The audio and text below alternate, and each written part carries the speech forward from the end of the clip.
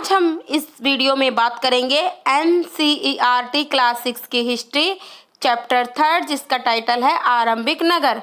नमस्कार दोस्तों, मैं सविता शर्मा आप सभी का स्वागत करती हूं अपने यूट्यूब चैनल वंशी एकेडमी पर। तो दोस्तों, इस चैप्टर की मेरी सेकंड वीडियो है। फर्स्ट वीडियो और इससे पहले के 2 चैप्टर आपको एनसीईआरटी नाम से प्लेलिस्ट में मेरे चैनल पर मिल जाएंगे। तो इस चैप्टर का जो टाइटल है वो है आरंभिक नगर। तो दोस्तों, इस चैप्टर में हम उन नगरों की बात करेंगे जो 4700 ईसा पूर्व सिंधु वैस की सहायक नदियों के आसपास फले फूले। आप सही समझे, हम बात कर रहे हैं हड़प्पा सभ्यता की। हड़प्पा सभ्यता, सिंधु घाटी सभ्यता या आप कांस्य युगीन सभ्यता भी कह सकते हो। हड़प्पा सभ्यता भारत में ही नहीं बल्कि विश्व में भी प्रसिद्ध है। इस सभ्यता में है जो लोग सिविलाइज हो गए थे, सिविलाइज तरीके से रहना सीख लिया था। मकान बनाने के लिए पक्की ईंटों का इस्तेमाल करते थे और ये सभ्यता अपने नगर नियोजन को लेकर काफ़ी प्रसिद्ध है। तो आज हम यहाँ से पढ़ेंगे क्या वे पत्थर के बाटे बनाते थे, यानी कि हड़प्पा सभ्यता के लोगों की यहाँ पे बात हो रही है।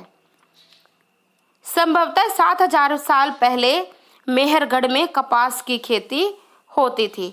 हम उस मेहरगढ़ की बात कर रहे हैं जहाँ पे मनुष्य ने सबसे पहले कृषि और पशुपालन शुरू किया था। ठीक है, यानी कि बोलन दर्रे के पास मेहरगढ़ की हम बातें कर रहे हैं।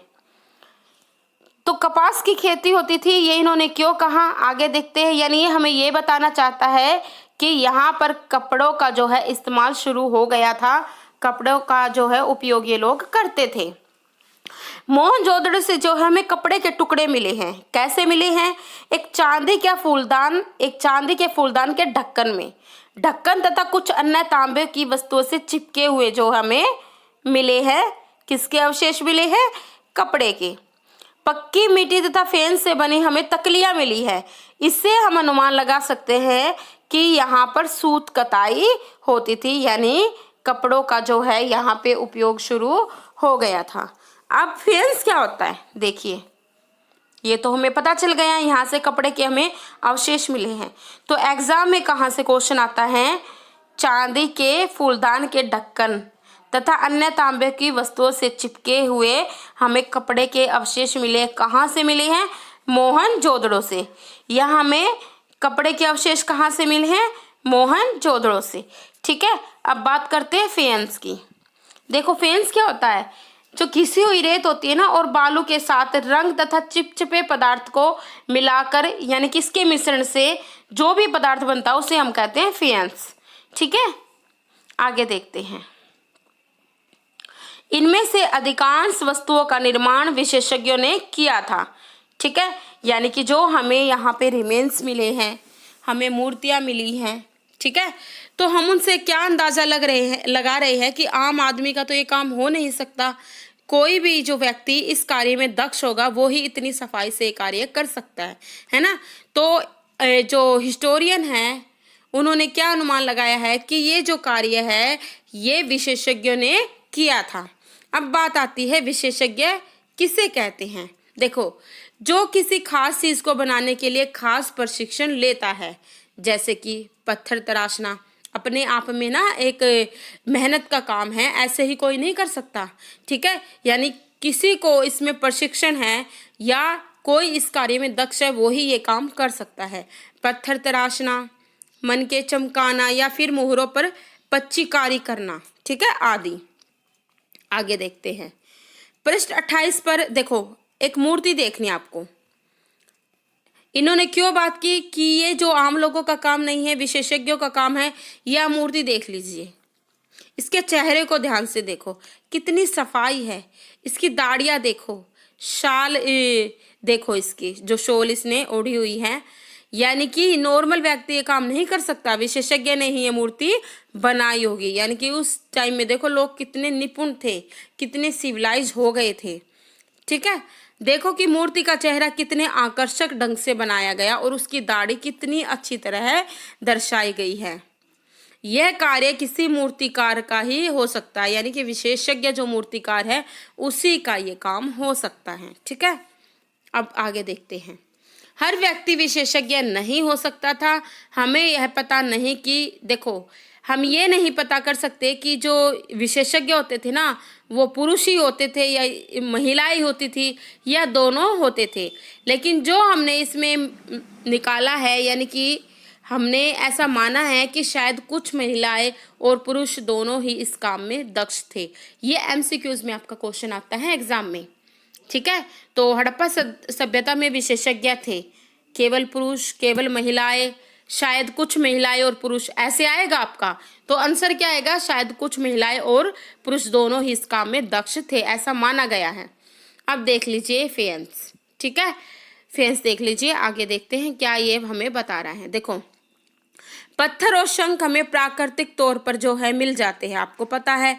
लेकिन जो फेंस को है वो कृत्रिम रूप से तैयार किया जाता है बालू या स्फटिक पत्थरों के चूर्ण को, ठीक है, बालू या स्फटिक पत्थरों के चूर्ण को गोंद में मिलाकर उनसे वस्तुएं बनाई जाती थी, ठीक है, समझ गए ना। उसके बाद उन वस्तुओं पर एक चिकनी परत चढ़ाई जाती थी। देख रहे हैं ना आप यहाँ से, यानी बालू और घिसी हुई रेत आप कह सकते हो, इससे जो है गोंद इसमें मिलाकर इसे एक पदार्थ बना लिया जाता था। फिर इस पर चिकनी जो है एक परत चढ़ा दी जाती थी। इस चिकनी परत के रंग प्राय नीले या हल्के समुद्री रंग के होते थे। फेंस से क्या क्या बनता था? ये क्वेश्चन भी बहुत बार आपका एग्जाम में आता है। मैं आपको इंपॉर्टेंट पॉइंट बता दूंगी कहाँ से आपको नोट करने हैं और कहाँ से आपके क्वेश्चन पूछे जाते हैं। देखो, फेंस से मनके, चूड़ियाँ, बाले और छोटे बर्तन बनाए जाते थे। काफी बार पूछा गया छोटे बर्तन, ये बहुत कीमती हुआ करते थे। फेंस से बनाए गए जो बर्तन होते थे, क्योंकि इस पदार्थ को बनाने में टाइम लगता था, मेहनत लगती थी, तो ये इससे बनाई हुई चीजें जो कीमती हुआ करती थी, शाइनिंग वाली हुआ करती थी। फेंस से क्या बने थे? मनके, चूड़ियाँ, बाले, है ना, यानी श्रृंगार का ये सामान बन गया। और साथ में छोटे बर्तन भी बनाए जाते थे, जैसे अभी हम गोल्ड को ऐसे यूज करते हैं ना इन चीजों में। कच्चे माल की खोज में, ठीक है, कच्चा माल उन पदार्थ को कहते हैं जो या तो प्राकृतिक रूप से मिलता है या फिर किसान या पशुपालक उनका उत्पादन करते हैं, ठीक है, जैसे लकड़ी या धातु के अयस्क, है ना, धातु के जो अयस्क मिलते हैं प्राकृतिक रूप से उपलब्ध कच्चे माल हैं। इनमें से कई तरह की चीजें बनाई जाती है। मिसाल के तौर पर किसानों द्वारा पैदा किए गए कपास को कच्चा माल कहते हैं। देखो, कपास से क्या है, हम कपास से सूत काटते हैं और कपड़ा बुनते हैं ना। लेकिन जो कपास अगर देखो, कपास क्या होता है? कच्चा माल होता है, रॉ मटेरियल होता है ना कपास, इसी से हम जो है आगे प्रोडक्शन करते हैं। तो जैसे कपास समझाया गया, कच्चा माल क्या होता है? जिससे बाद में कताई बुनाई करके कपड़ा तैयार किया जाता है ना। देखो, हमें या तो नेचुरल मिलता है कोई भी जो रॉ मटेरियल है, या हम जो है उसे कृषि जो है हमारी प्राइमरी एक्टिविटी है वहां से हम इसे प्राप्त करते हैं। जैसे देखो, शुगर बनती है, शुगर के लिए रॉ मटेरियल हम क्या मानेंगे? गन्ना, है ना, शुगर केन मानेंगे। ऐसे ही जो है कपास कपड़े का एक कच्चा जो है माल है, ठीक है, रॉ मटेरियल है। आगे देखते हैं। हड़प्पा में लोगों को कई चीजें वही मिलती थी, लेकिन तांबा, देखो कई चीजें तो अपने एरिया से ही मिल जाती थी, क्योंकि आपको पता है जो ये सभ्यता ना त्रिभुजाकार फैली हुई थी। आपका अगर नॉर्थ में देखें मांडा कश्मीर में, अगर बात करूं मैं साउथ की तो क्या था? दैमाबाद था, दैमाबाद। अगर बात करें हम ईस्ट की, पूर्व की, अगर पश्चिम की अगर बात करें, ईस्ट और वेस्ट, ठीक है। अगर हम पश्चिम की बात करें तो सुत कांगेडोर ये फैली थी बलूचिस्तान। अगर हम ईस्ट की बात करें यानी कि पूर्व की बात करें तो आलमगीरपुर मेरठ तक ये फैली हुई थी, ठीक है। तो त्रिभुजाकार ये फैली हुई थी ये जो है सभ्यता, ये भी कई बार आपका एग्जाम में आता है, ठीक है। तो मैंने क्या बताया? नॉर्थ में मांदा कश्मीर, साउथ में दैमाबाद, आपका जो है पश्चिम में यानी कि वेस्ट में आपका सुत कांगेडोर बलूचिस्तान, और आपका ईस्ट में यानी कि पूर्व में आलमगीरपुर मेरठ। अब देखते हैं, तो कुछ तो यही से मिल जाता था अपने एरिया से, लेकिन कुछ का ये आयात करते थे। तांबा, लोहा, सोना, चांदी और बहुमूल्य पत्थरों जैसे पदार्थों का ये क्या करते थे? दूर दूर से आयात करते थे। अब देखो, ये क्वेश्चन बहुत बार एग्जाम में आया है, क्या हड़प्पा सभ्यता के लोग यात्राएं करते थे? तो इसका आंसर हाँ होगा, क्योंकि ये देखो सामान भी तो लेके आते थे ना दूर दराज से। अब देखते हैं आगे। हड़प्पा के लोग तांबे का आयात संभवतः आज के राजस्थान से करते थे। ठीक है, ये बहुत बार आपका एग्जाम में आया है कि तांबा कहाँ से मंगवाते थे, राजस्थान से। यहाँ तक कि पश्चिमी एशियाई देश ओमान से भी तांबे का आयात किया जाता था। Oman, very important. ठीक है, ओमान से भी तांबे का, यानी कि इनके यहाँ से संबंध थे, ओमान से, पश्चिम एशिया से इनके संबंध थे।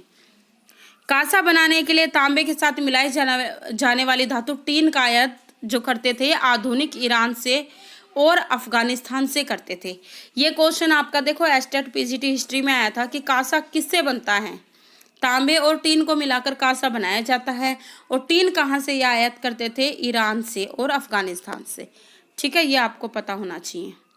सोने का आयात करते थे आधुनिक कर्नाटक से, है ना, कोलार की खाने है ना कर्नाटक में, आयात आधुनिक कर्नाटक से। और बहुमूल्य पत्थर का आयात करते थे गुजरात से। ठीक है, ईरान और अफगानिस्तान से भी ये किया जाता था बहुमूल्य पत्थर।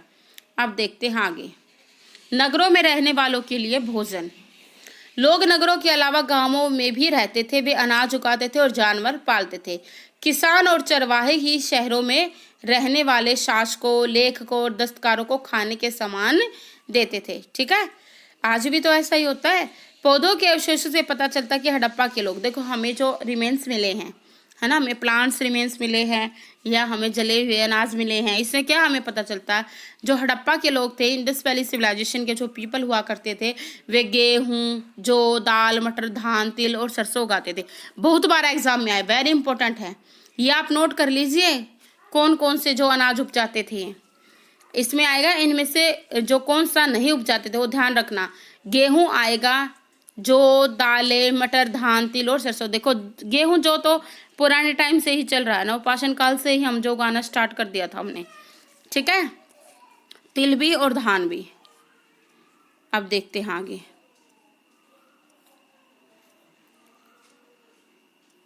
ये खिलौना और हल रूपी जो खिलौना है ना, ये देख लीजिए।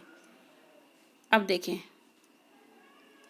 जमीन की जुताई के लिए हल का प्रयोग एक नई बात थी। हड़प्पा काल के हल तो नहीं बच पाए क्योंकि वे प्राय लकड़ी से बनाए जाते थे। ठीक है, लकड़ी के जो नहीं बच पाते ना, लेकिन हल के आकार के खिलौने मिले हैं। इसे इस क्षेत्र में बारिश कम होती थी। देखो जो हमें खिलौने मिले हैं ना, उनसे हम अंदाजा लगाते हैं कि यहाँ पे जो है, यहाँ के लोग जो है हल का प्रयोग करते थे। ठीक है, तो हमें यहाँ से खिलौने मिले हैं। देखो ये रहा। ठीक है, अब देखते हैं आगे। बारिश कम होती थी इसलिए सिंचाई के लिए लोगों के कुछ तरीके अपनाए होंगे। लोगों ने संभवतः पानी का संचय किया जाता होगा और जरूरत पड़ने पर उससे फसलों की सिंचाई की जाती होगी।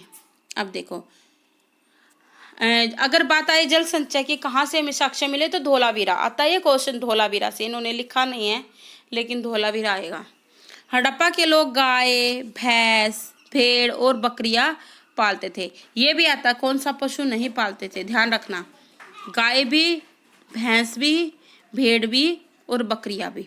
ठीक है, ये हड़प्पा के लोग प्राय ये पालते थे। गाय, भैंस, भेड़, बकरियां शुरू से ही चलती आ रही है ना। इसके पहले हमें कुत्ते, भेड़, बकरियां के हमें मिले हैं कि हाँ ये पालना जो है, कुत्ते को पहले स्टार्ट किया था, उसके बाद भेड़ बकरियां। लेकिन यहाँ पे जो ऐड हुई है गाय और भैंस।